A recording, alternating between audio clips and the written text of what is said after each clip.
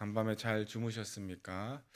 어젯밤 저녁 예배 시간에 우리는 하나님이 시키신 일은 반드시 잘 되게 되어 있다라는 명확한 진리 앞에서 감사하고 용기를 얻을 수 있었습니다. 사람을 보고 하시는 일은 금방 지칩니다. 또 우리를 교만하게 하기도 합니다. 사람을 위해 하는 일은 자주 우리를 실족하게 하지요. 그러나 우리 주 하나님을 바라보고 하는 일은 실망이 없습니다. 지치지도 않고 때로 잠시 지치신다 하더라도 금세 다시 일어나서 달려갈 길을 다 완주할 수 있는 것이 하나님 앞에서 일하시는 자의 자유고 축복이고 영광입니다. 이걸 신학 용어라고 할까요? 좀 유식한 말로 코람데오라고 하죠. 코람데오. 하나님 앞에서 오직 일을 해도 기도해도 찬양해도 하나님 앞에서 오늘도 기도하시고 찬송하실 때에 남이 들으라고 혹은 내 귀에 좋으라고 하시는 그런 외식하는 기도 찬송이 아니라 오직 어린이처럼 하나님께만 올려드리는 기도와 찬송으로 하루를 시작하시길 바랍니다. 시편 5편 3절 말씀에도 여호와여 아침에 주께서 나의 소리를 들으시리니 아침에 내가 주께 기도하고 바라리이다 하셨어요. 형제자매 여러분, 그런 면에서 여러분 월요일 새벽을 탁월하게 시작한 겁니다. 축하드립니다. 왜냐하면요, 여러분은 이 귀한 한 주의 시작을 사람 앞에서 시작하지 아니하셨기 때문입니다.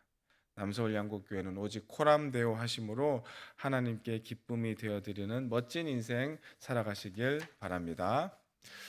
자, 오늘은 누가복음 4장 마귀와 싸우시는 예수님 장면이에요. 오늘과 내일 2부작으로 설교를 진행할 텐데 놀랍게도 이 모든 일이 성령님의 기획하심으로 벌어졌다는 사실 주목해 보셨습니까? 1절과 2절을 제가 읽어 드릴게요. 예수께서 성령의 충만함을 입어 요단강에서 돌아오사 광야에서 40일 동안 성령에게 이끌리시며 마귀에게 시험을 받으시더라. 성령 충만하면 마귀와 마주치지 않아야 하는 것 아닙니까? 아닙니다. 성령 충만하신 예수님, 공생애를 이제 막 시작하신 예수님은 바로 성령 하나님의 이끄심에 따라서 마귀와의 전투에 나서신 거예요. 예수의 공생의 첫 사역은 다름 아닌 40일 광야 금식 기도회셨고 또 곧 이어지는 마귀와의 한판 승부였다는 사실에 주목합시다. 성령님이 마귀와 예수님을 싸우게 하신다? 그건 이상하게 들리지만 또한 부인할 수 없는 명백한 역사적 사실이에요.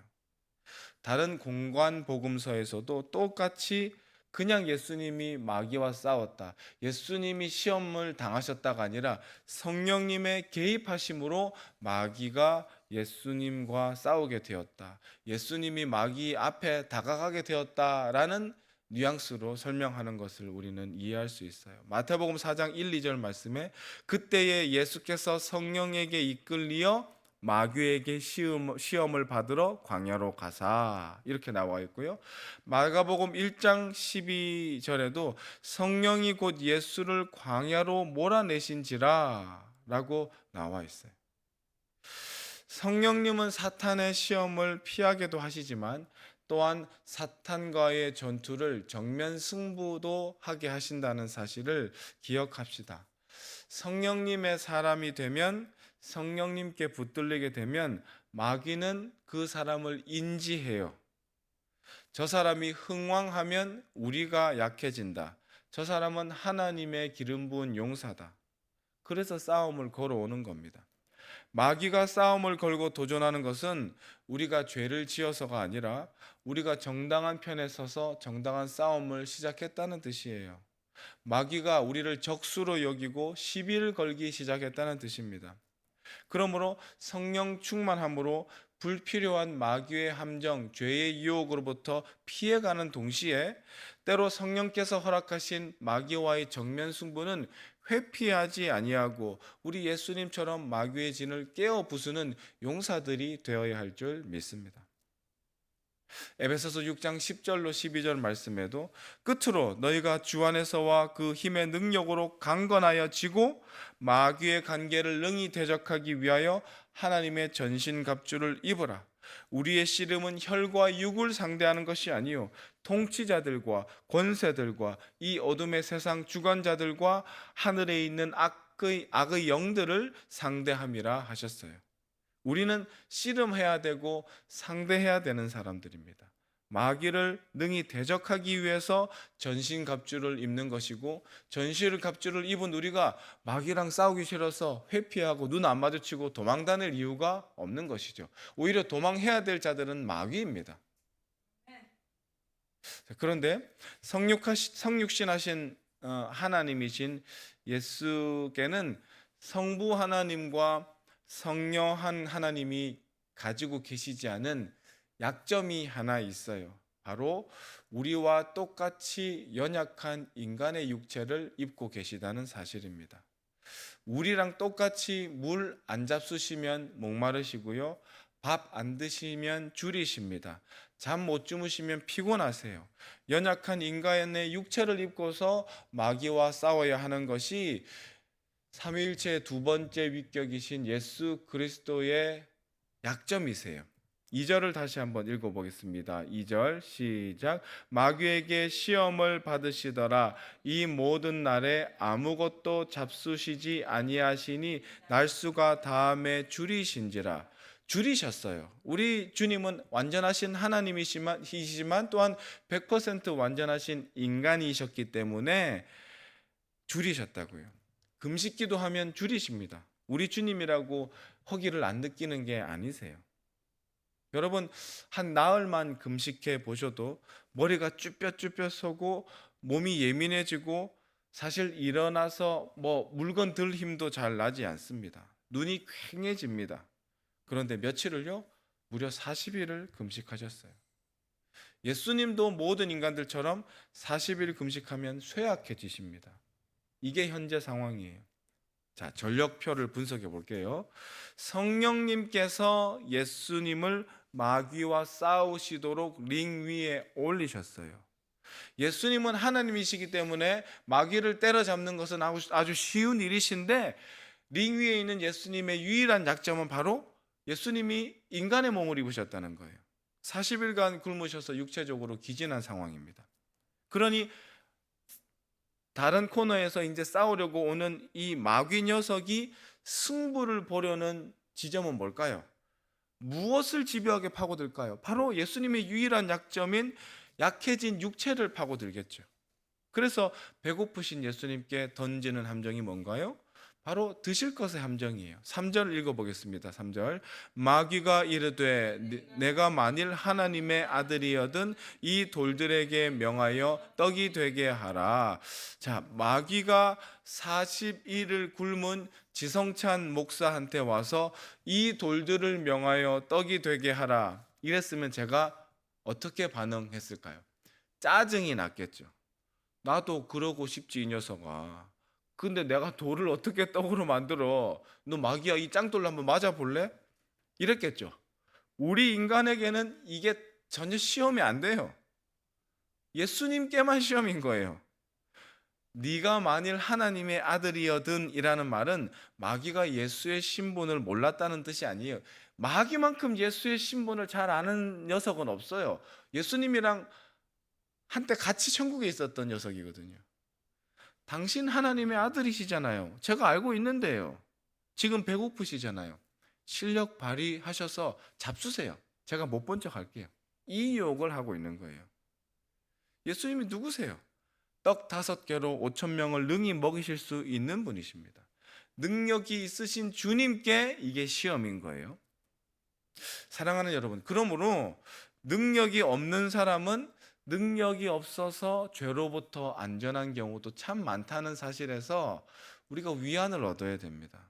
우리에게 모든 능력, 모든 재물, 모든 잘생김, 모든 권세를 다 주시지 않은 것은 그 능력이 우리를 자칫 교만하게 해서 마귀처럼 되게 할 수 있기 때문입니다. 이걸 정말 진지하게 느끼시고 오늘 가지지 아니하신 것에 감사할 수 있는 여유와 영성을 찾으시길 바랍니다. 아주 그냥 단순하게 비유해 보면 이런 거예요. 저는 일종 보통 면허가 있거든요. 그래서 승용차뿐만 아니라 봉고차나 작은 화물 트럭까지는 몰 수가 있습니다. 필요하다면. 그러나 저에게 누가 포크레인을 주고 대형 버스를 주고 뭐 몇십 톤짜리 트레일러를 준다고 해도 저는 몰면은 안 됩니다. 큰일 나요. 감옥 갑니다. 큰 사고가 납니다. 하나님은 이처럼 우리의 체질을 아시기 때문에 감당할 만한 시험을 주시는 거예요. 일종 보통을 가지고 있는 사람한테는 그 보통의 면허에 합당한 시험을 주시는 거예요. 그러므로 능력이 없는 것은, 운전할 수 있는 능력이 없는 것은 초라함이 아니라 때로 큰 은혜인 것이죠. 연약한 것이 여러분에게 큰 다행일 수 있습니다. 고린도전서 10장 13절이 바로 그 말씀이에요. 사람이 감당할 시험 밖에는 너희가 당한 것이 없나니 오직 하나님은 미쁘사 너희가 감당하지 못할 시험 당함을 허락하지 아니하시고 시험 당할 즈음에 또한 피할 길을 내사 너희로 능히 감당하게 하시느니라. 아멘. 저는 사실 늘 느낍니다. 참 저라는 사람이 연약하고 쉽게 낭망하는 체질이라 하나님이 저를 참 곱게 조심히 다뤄주시는구나. 제가 연약한 게 참 다행이구나 라고 진심으로 감사할 때가 많아요. 여러분의 삶에 큰 위기는 닥치지 않는데 자잘자잘한 시험거리들이 좀 이어지시는 경우가 있으신가요? 불평하지 마시고 감사하시길 바랍니다. 하나님이 나의 연약함을 아시고 작은 시험, 작은 연단들로 하여금 조금씩 나를 빚어가고 계시구나. 이런 깨달음과 순종을 통해서 그 연단들을 너끈히 이겨내시는 이번 한 주 되시길 바랄게요. 혹여 이 설교를 들으시는 분 중에 나는 감당하기 어려운 시험 앞에 있는데 이런 마음이 드시더라도 살짝 미소 짓고 용기를 내셔도 좋겠습니다. 우리의 체질까지 아시고 우리의 머리털 숫자까지 세시는 하나님께서 당신께 그만한 시험을 주셨다는 것은 사실은 여러분이 인지하지 못하셨을 뿐이지 여러분을 5달란트 맡은 자로 믿고 맡기시는 거예요. 그걸 이겨내실 수 있고 이겨내시면 다른 사람이 누리지 못한 큰 상급과 칭찬이 여러분 앞에 기다릴 것을 저는 확실히 믿습니다. 나의 연약함을 주께 감사드립니다. 제가 연약한 걸 하시고 감당할 만한 시험 주시니 감사합니다. 잘 이겨내겠습니다 하시고, 하나님이 이렇게 큰 역경과 시험을 주시다니 저를 큰 용사로 부어주셨습니다. 저는 저 자신을 믿지 않지만 저에게 이 시련을 맡기신 하나님은 능히 저로 이기게 하시고 감당하게 하시고 극복하게 하시고 찬송하게 하실 줄 믿습니다.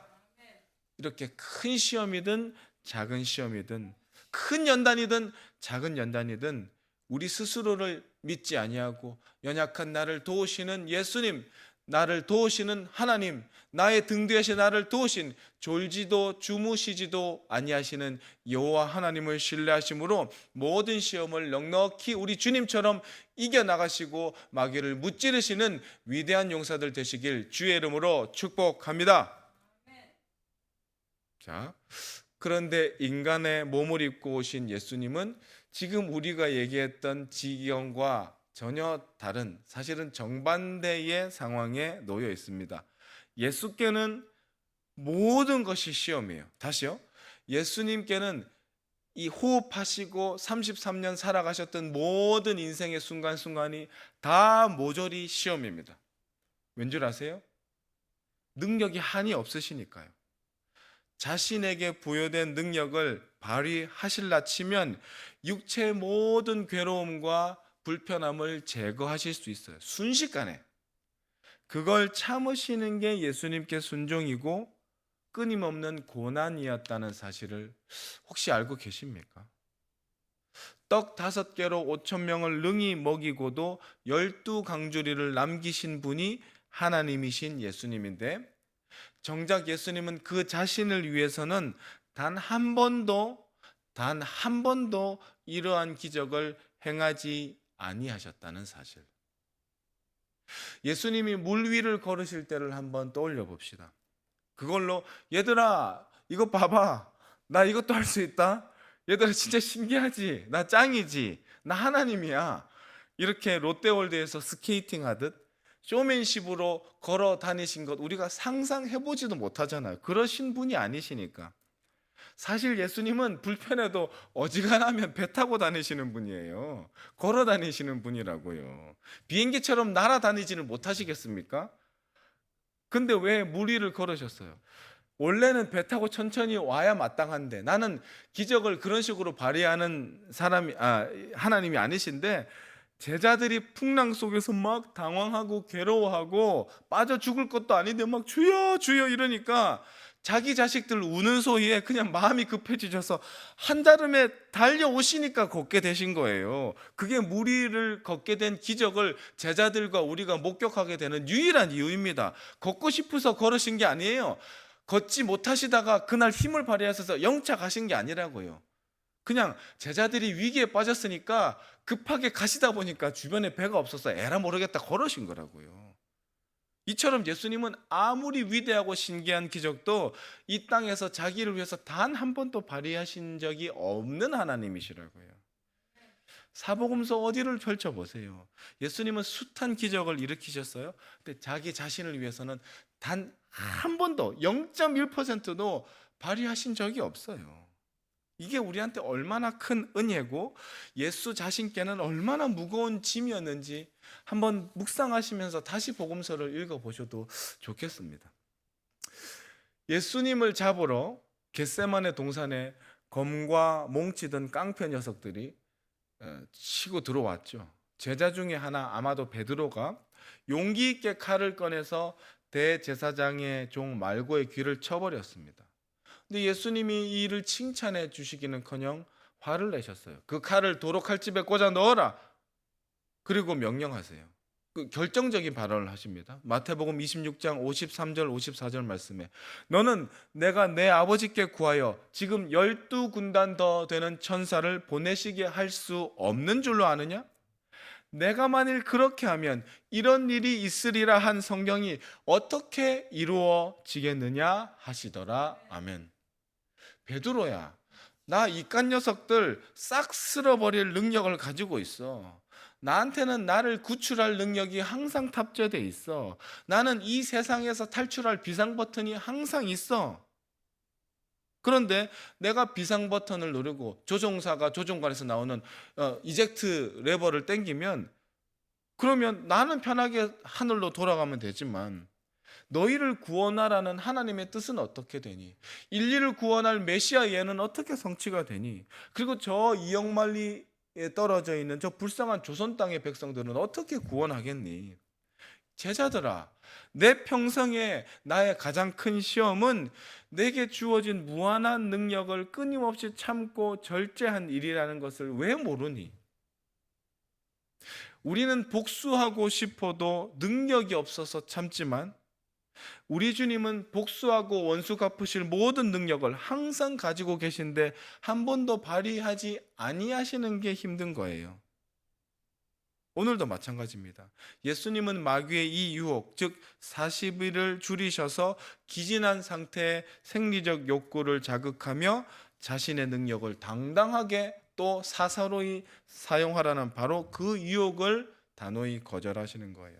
4절 말씀 함께 읽습니다. 시작. 예수께서 대답하시되 기록된 바 사람이 떡으로만 살 것이 아니라 하였느니라. 아멘. 요건 인용하신 신명기 8장 3절을 풀 컨텍스트로 다 읽으셔야지 맥락이 이해가 가세요. 신명기 8장 3절에 너를 낮추시며 너를 줄이게 하시며 또 너도 알지 못하며 내 조상들도 알지 못하는 만나를 내게 먹이신 것은 그 까닭은 사람이 떡으로만 살 것이 아니요 여호와의 입에서 나오는 모든 말씀으로 사는 줄을 내가 알게 하려 함이라 하심이라. 예수님이 광야에서 40일 금식을 하셨던 것처럼 이스라엘은 광야에서 40년간 연단을 받았죠. 근데 그 이유가 뭐라고요? 하나님이 이스라엘을 낮추시고 줄이게 하시고 광야를 떠돌아다니게 하시고 매일 만나만 먹도록 연단하신 이유는 사람이 이 세상의 떡으로만 생존할 것이 아니라 궁극적으로는 하나님의 말씀을 먹고 생존하여야 된다는 것을 깨우쳐 주시기 위해서 40년이 걸렸다는 말씀을 하는 거예요. 바로 신명기 8장 3절로 마귀를 대적하신 거죠. 마귀야, 내가 아무리 배가 고파도 나는 하나님의 말씀으로 사는 존재야. 아니, 말씀이 육신이 된 하나님의 말씀 자체가 나 예수야. 그러니 육신의 빵으로 나를 유혹할 생각일랑은 하지 마라. 사랑하는 성도 여러분, 그러므로 우리는 주님을 찬송해야 됩니다. 또한 주님을 철저히 본받으셔야 돼요. 모든 능력을 가지고 계신 주께서 우리를 위해 모든 능력을 제어하시고 참으시고 절제하셨다는 것을 기억하시고, 그 참으시는 능력의 원천은 오직 성령 충만함과 말씀을 인용하심이었다는 사실입니다. 우리는 예수님과 달리 하나도 능력이 없고 원수 마귀와 싸울 힘도 없고 무리를 걸을 권세도 없고 돌을 떡으로 만들 권세도 없어요. 하지만 싸우는 방식, 마귀와 대적할 능력은 똑같아요. 그걸 보여주시기 위해서 예수님이 이 시험을 지신 겁니다. 성령 충만하시고, 또한 우리의 말빨과 우리의 논리가 아니라 오직 하나님의 권능의 말씀으로 마귀를 대적할 때 마귀는 열 길로 도망갈 줄 믿습니다. 성령 충만을 구하시는 오늘 아침 됩시다. 말씀으로 무장하시는 오늘 아침 됩시다. 오직 예수 이름으로 나아갑시다. 그렇게 하실 때에 예수님의 모든 참으신 권세가 우리에게 누릴 권세가 됐고, 예수님의 가난해지신 권세가 우리를 부유하게 되는 권세가 될 줄 확실히 믿습니다. 기도하시겠습니다. 사랑이 많으신 아버지 하나님, 오늘 우리 주 예수 그리스도께서 마귀와 싸우게 된 것이 다름 아닌 성령 하나님의 이끄심 때문이었다는 사실에 놀라며 우리의 마음을 다잡습니다. 성령 충만하게 되면 많은 경우 마귀의 시험을 피하게도 하시지만, 또한 동시에 마귀가 우리를 적수로 여기고 정면 승부, 싸움을 걸어오게 된다는 사실을 명심하겠습니다. 이때에 성령의 검 곧 말씀으로 그들을 대적하게 하옵소서. 나로서는 아무것도 할 수 없지만 오직 예수 이름으로 맞서 싸우면 예수께서 이기신 그 무서운 마귀를 우리도 능히 싸워 이길 것을 믿고 나아가오니 주여 도와주시옵소서. 우리는 연약하여 죄 짓지 못하고 힘이 없어서 강제로 거룩하게 사는 수도 있는데, 우리 주님께서는 모든 능력을 우리를 위해 참으시고 끊임없이 절제하시느라 얼마나 고생이 많으셨습니까? 우리 주님의 참고 절제하시고 인내하심을 본받아서 이번 한 주 우리에게 주어진 권리를 다 쓰지 않도록 노력해 보겠습니다. 고린도전서 9장 18절, 그런즉 내 상이 무엇이냐? 내가 복음을 전할 때에 값없이 전하고 복음으로 말미암아 내게 있는 권리를 다 쓰지 아니하는 이것이로다 하셨던 것처럼, 우리 남서울 양곡교회도 우리에게 주어진 능력을 다 나를 위해 쓰지 않겠습니다. 오직 주의 영광을 위해, 복음 증거를 위해 내 시간과 내 돈과 내 재능과 내 권리와 내 자원들을 절제하며 요긴하게 전략적으로 사용할 줄 아는 멋진 한 주, 보람찬 한 주 살게 하옵소서. 감사드립니다. 우리 주 예수 그리스도 이름으로 기도드리옵나이다. 아멘.